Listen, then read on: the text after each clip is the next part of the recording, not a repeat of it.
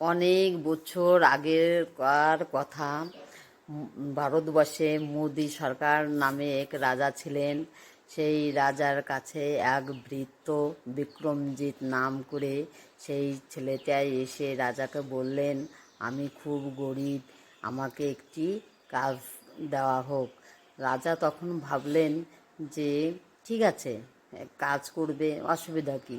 তখন বলল, তোমাকে কত টাকা দিলে তুমি খুশি হবে? বলল, আমাকে 1000 স্বর্ণ মুদ্রা দিলে পরে আমার চলবে।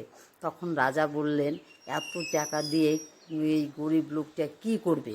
তখন ভাবছে যে আচ্ছা ঠিক আছে, তোমার কাজের শেষে তুমি টাকাটা নাও। নেওয়ার পরে এখন দেখলো, রাজাও পিছনে পিছনে যে দেখলো লোকটা কিছু গরিব দুঃখীদের ওইখান থেকে কিছু স্বর্ণমুদ্রা দান করলেন এবং বাদবাকি ভিখারিদের দান করলেন, আর সামান্য কিছু পড়েছিল সেইটা বাড়িতে নিয়ে গেলেন ছেলে মেয়ের জন্য। এইরকম দেখে রাজা খুব খুশি হলেন যে এই লোকটা অতীব সৎ। একদিন রাত্রেবেলা মা রাজলক্ষ্মী কান্না করতে করতে রাজ্য থেকে বেরিয়ে যাচ্ছে। তখন রাজা বলল, দেখো তো, একটা মহিলা কাঁদতে কাঁদতে চলে যাচ্ছে, দেখো তো কে, কিসের জন্য এইভাবে কান্না করছে। তখন বিক্রমজিৎ পিছনে পিছনে বলছে, মা তুমি কে, কান্না করতে করতে চলে যাচ্ছ?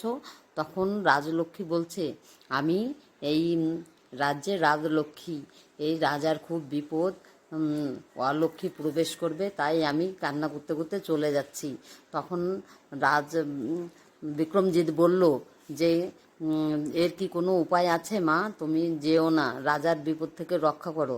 তখন বলল, ঠিক আছে, এনার প্রিয় কোনো ভৃত্য যদি তার প্রিয় পুত্রকে বলি দেয়, ওই জঙ্গলের ভিতরে একটা মন্দির আছে, বিপত্তারিণী মন্দির, সেইখানে বলি দিলে পরে আমি আবার রাজ্যে থেকে যাব রাজলক্ষ্মী রূপে। তখন ওই ভৃত্য বিক্রমজিৎ তার স্ত্রীর কাছে গিয়ে বাড়ি গিয়ে বলল, তাড়াতাড়ি আমাদের পুত্রকে করো, এই সাজিয়ে দাও।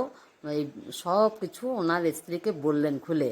তখন ওনার স্ত্রী সেই পুত্রকে সাজিয়ে দিলেন, আর পুত্রকে বলল যে বাবা, তোমার বাবা যে রাজ্যে বাস করে সেই রাজ্যে রাজা বিপদে পড়েছে, তাই তোমাকে বলে দিতে হবে।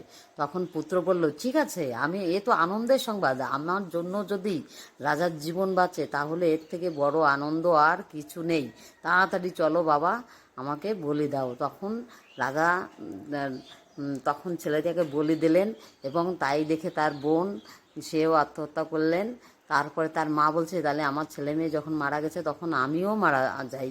তখন তার মাও মারা গেলেন। তখন ওই বিক্রমজিৎ বললেন, আমার স্ত্রী পুত্র সবাই যখন মারা গেছে তখন আমার বেঁচে থেকে আর লাভ নেই। তখন তিনিও মারা যেতে নিজের তরবারি করলেন। এর ভিতরে রাজা পিছনে পিছনে এসে সব দেখতে পেলেন।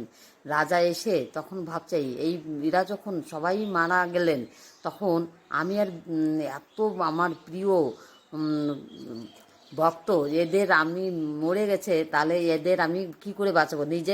রাজা নিজের তরোয়ার দিয়ে নিজের গলা যখন কাটতে গেলেন, রাজলক্ষ্মী তখন এসে হাত ধরে বললেন, আমি তোমাকে পরীক্ষা করলাম, তুমি যথেষ্ট সুন্দর রাজা, তোমার আতিথ্যে সব কিছুতে আমি সন্তুষ্ট হলাম, তবে বলো তুমি প্রজারা তো তোমার জন্য জীবন দান করবেই, তুমি তাদের জন্য মরতে গেলে?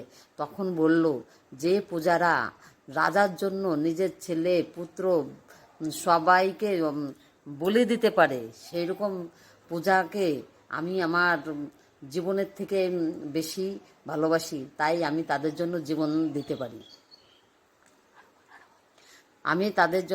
দিতে পারি, তখন রাজলক্ষ্মী বললেন, আমি সন্তুষ্ট হয়েছি রাজা, তো এবার বলো তুমি কি চাও? তখন বলল যে আমি আমার এই যে প্রিয় বিক্রমজিৎ, তার স্ত্রী পুত্র কন্যা, এদের জীবন ফিরিয়ে দাও, এটা হলেই আমি সন্তুষ্ট হব। তখন তাকে জীবন ফিরিয়ে দিল। তখন রাজা বললেন, ঠিক আছে, আমি তাই নেই সন্তুষ্ট।